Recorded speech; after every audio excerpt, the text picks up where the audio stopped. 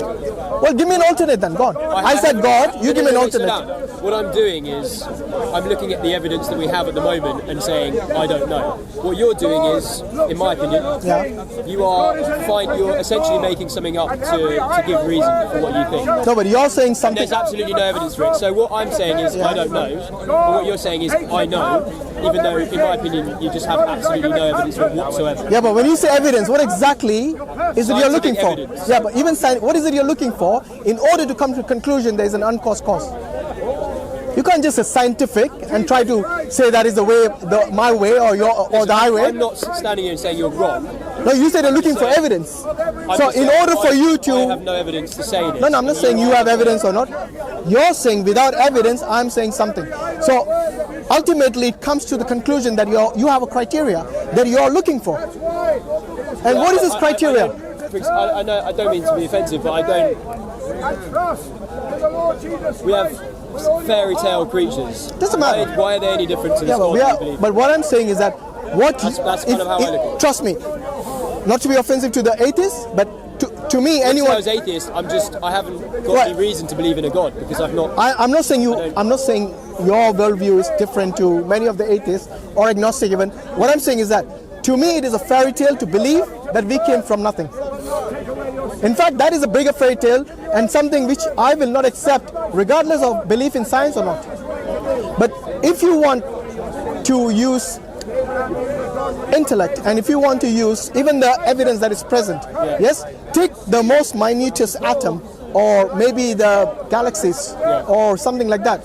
If anyone tells me that you do not see a design in that, you do not see somebody actually built that or modified it or brought it into existence and it's just popped out of nowhere, to me that is more unbelievable than an intelligent designer.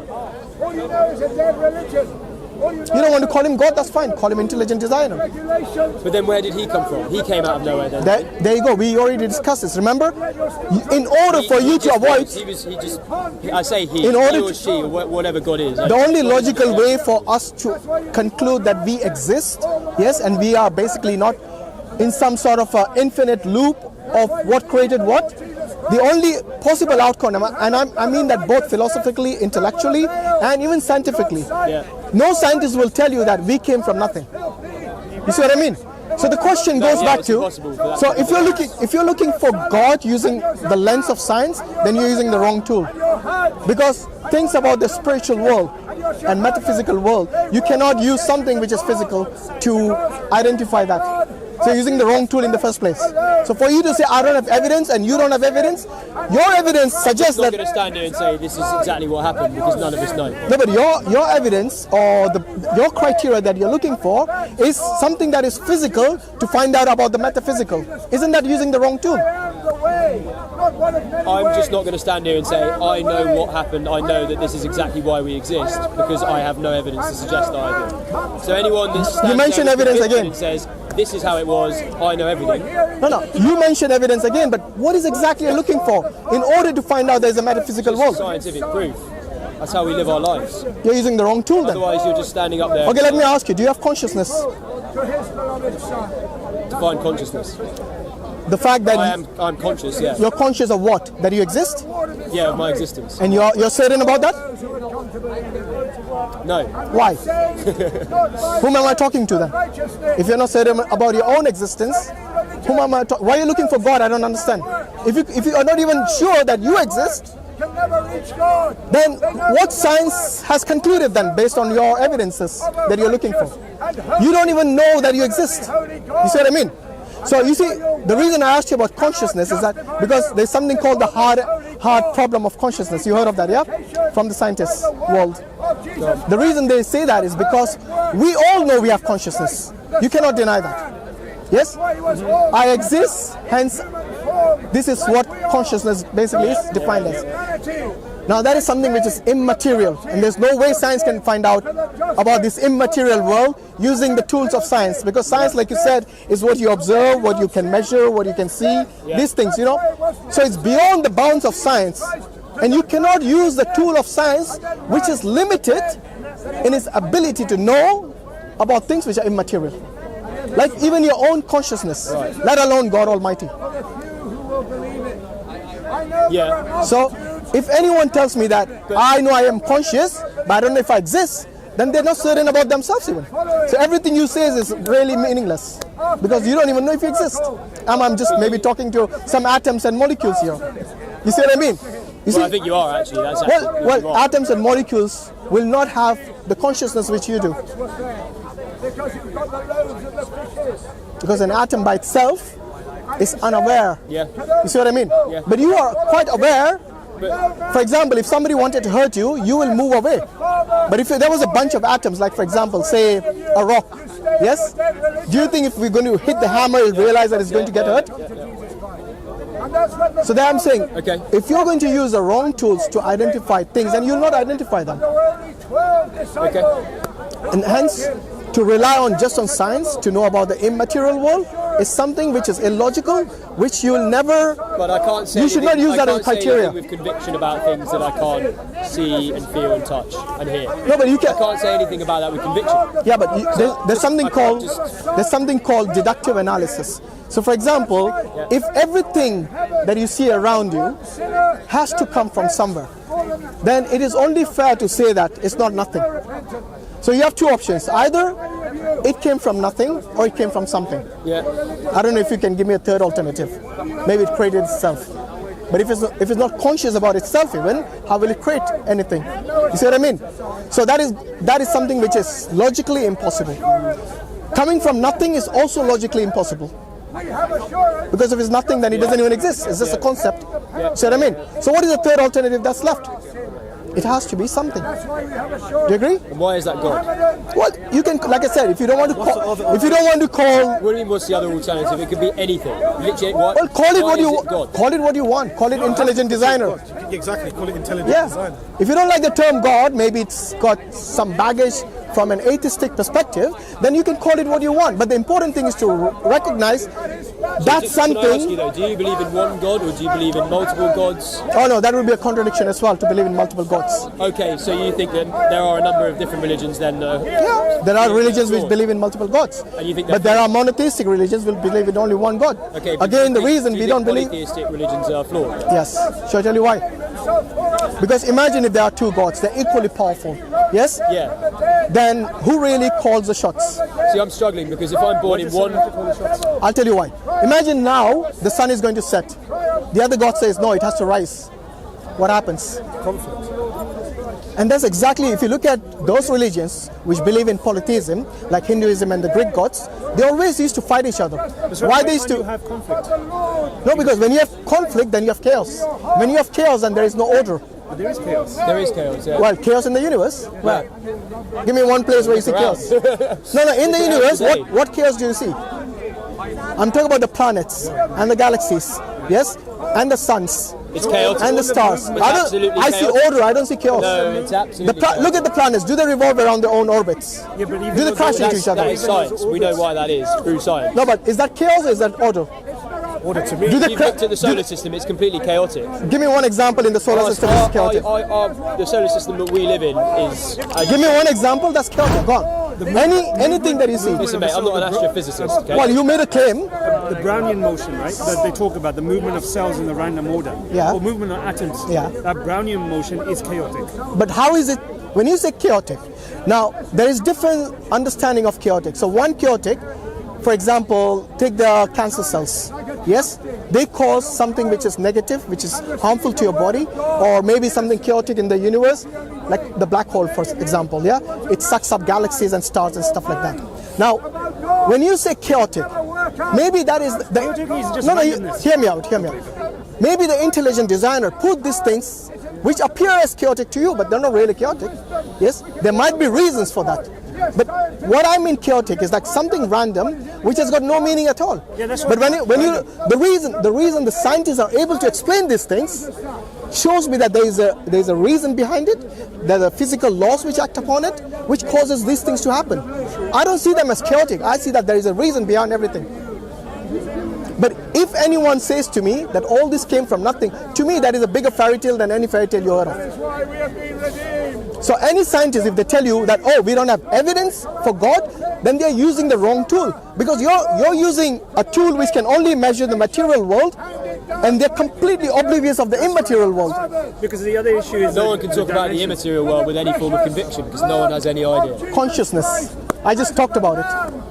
And you have an idea, but you will not realize that that is something which is immaterial, which you have it. It is only denial on your part if you think that doesn't exist. To me, consciousness exists, and you know it exists as well. So anyone who says that consciousness doesn't exist, you're not even aware of your own self, then to be honest with you, you're no different to a rock. Because the rock is not conscious, but you are. I mean, a rock isn't a living species with organs. Exactly. What defines it as non-living? I think senses is Yes. what's missing. You being sentient and the rock being non-sentient, yes, proves to us that there is a difference between the two. One has got consciousness and intellect and ability to have a conversation, for example, ability to move away from danger when they see it, ability to do things, to create civilizations. All this comes from nothing? No, there is something, even within your own self. There was something. I'm just not standing here and saying God created that something. Well, you give me an alternative. I gave you 3 options. Exactly. I'm not going to stand here and give any answers because I have let's say we don't use the word God. Okay, let's say we don't use the word God. So I'm not just going to stand here and say this. In that case, just say I don't know. Exactly, that's what I do say. Exactly, and that's what you stand up here saying this is exactly. But what you see, happened, and the I can tell you with reason I say God, maybe you don't like the term God. You can call it, like I said, intelligent designer. I see an intelligent design even in the smallest of cells, smallest of atoms, and the planets. Sorry, the solar systems and the galaxies. I see a clear. What do you say? A clear theme in these things that something has designed this. How do you explain something? How do you explain something which is? Do you have consciousness? Complex and it has. Do you have consciousness? That's Do you have consciousness? millions of years of evolution. Do you have consciousness? Millions and millions of years of evolution. Do you exist? Do you think you exist? Do I think I exist? Yes. Well, imagine if I had some sort of... No, answer the question. Do you think you exist? Imagine if I had some sort of a mental health problem and I thought that I was also a pony or a magical dragon. Yeah. I thought, I'm split into 2 things. Myself, the human being, and another magical dragon. And I can see you from 2 different angles. Okay. Does that mean that the magical dragon exists? Okay, are you you have a mental disorder? You don't. Do you imagine dragons and ponies? No, you don't. But I'm asking you, look, I just asked you about your consciousness. I can imagine. Do you think you exist or not? I can imagine an intelligent designer, and that's can? the argument that you're making. Okay, if you can imagine, then that's fine. It does not hold weight. No, it does. I'll tell you why. The reason you're not answering my question about your consciousness is because you know it exists, but you just don't want to admit it. Is that right? No, you're wrong. Okay, so answer the question then. Well, I don't want to answer loaded questions. Why is it loaded? Do you think my question was loaded? When I asked you about your consciousness, do you think it was loaded? No, he was answering. The reason you don't want to answer it because you're in You denial. only have a binary thought process. You can only think inside the box. You need to think outside the box. Okay, think outside the box. Do you exist? Answer my question then. What is your question? The magical dragon. Okay, what about a magical dragon? I don't need to be mad to imagine a magical dragon. I can imagine it now. Does it exist? Of course it doesn't exist. That's why I call it an imagination. It has a consciousness though. Who, the dragon or you? The dragon has consciousnness. Okay. Because it would exist. Does it even exist? According to your argument. Okay, wait. In order for you to imagine this dragon, hold on. Listen to my question first. Okay, you're jumping the gun. In order for you to imagine this dragon, do you need consciousness? There you go. You're in denial now. And that is exactly what I wanted to point out to you. Because look, a man, if he doesn't know if he exists or doesn't exist, then you got more to worry about than magical dragons, trust me. What about people that aren't well and everybody else is telling them that they should believe in certain things or they shouldn't believe? Look, I'm not saying you should. I will not force you to believe something that you don't want to. All I'm saying is that if you look around the world, yes, first question I'll ask you is, do you think it exists from nothing? The universe, do you think it came from nothing? I don't think it's. I don't think that's an important question. It's a very important question. The answer to that question. No. I'm not telling you. Look, at least I'm sure you must have thought about it. Yes. An intelligent person thinks many things, and one of the things that you would have asked yourself is, where did all this come from? Am I right? Now, it is not mad of anyone to ask this question. To me, it is a natural process for a human being, because we have the ability to think, and because we exist, the most important thing. Yes. Then you will ask these critical questions.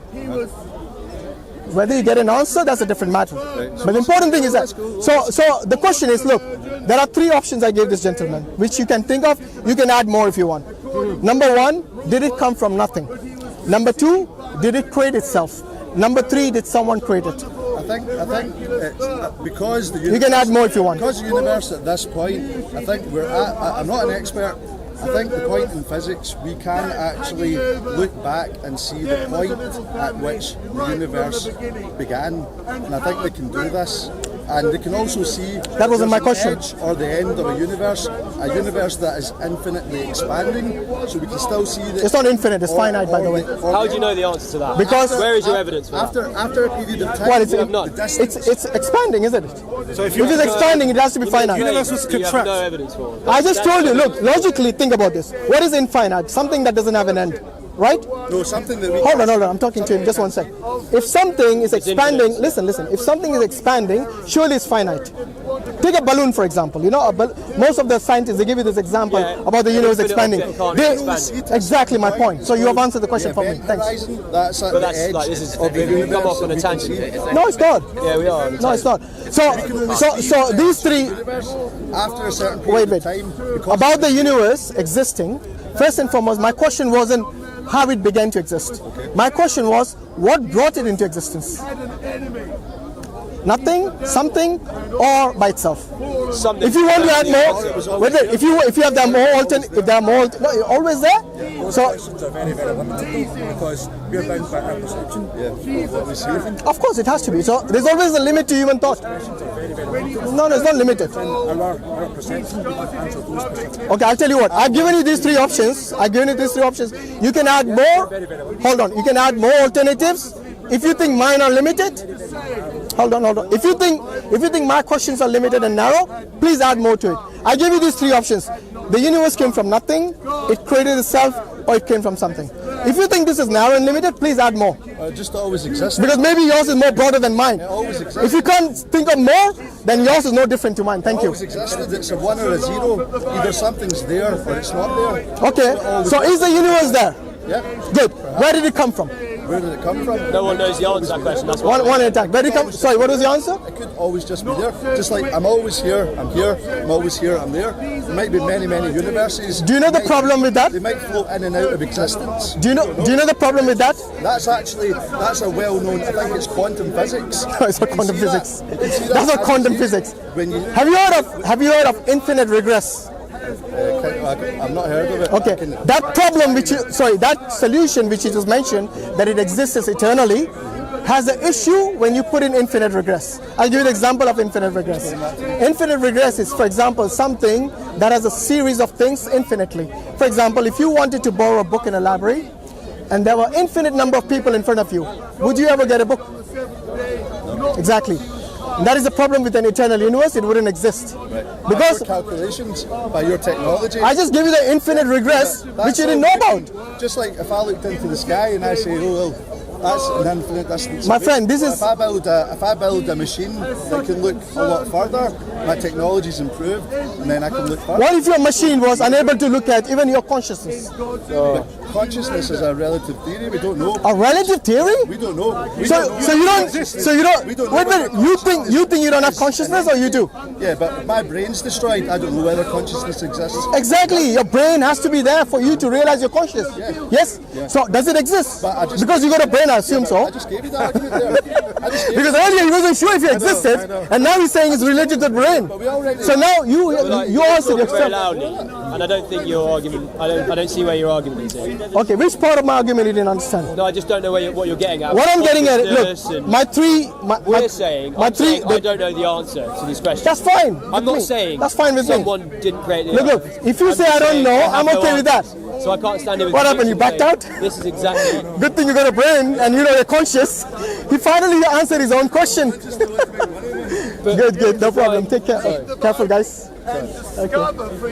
Look, all regression apply to God as well? No, it doesn't. Why? Because in order, the fact that we exist today shows us that there is not an infinite regress. There has to be an uncaused cause to have this existence. The universe as well. No, it doesn't, because the universe is not something that is sentient. No, but we're sentient within the universe. Yeah, but who caused the universe? You came after the universe or before? Exactly. So you see, the universe, for it to exist, has to have someone who brought it into existence. Yes, who caused Not it? someone. Why someone? Okay, something.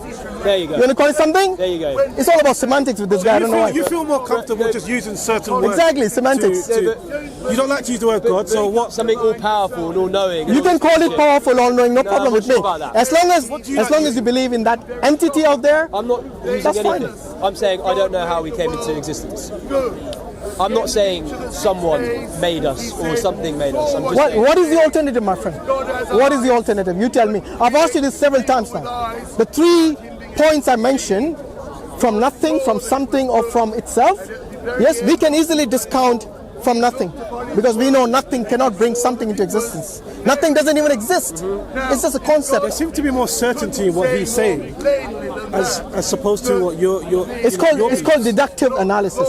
So when you apply that, and this is a very scientific method, you know, because when they don't know something, they use deductive analysis themselves to come to a certain conclusion. If you put it into your third category, if it was something rather than say someone, Yeah. that's it. Then you're stuck. No, I'm not stuck. I'm not, because that something has to be intelligent. That something has to be self-dependent, yes, and it cannot depend on anything else. It has to be the first cause. There's a lot of things, and all of that agree with God Almighty.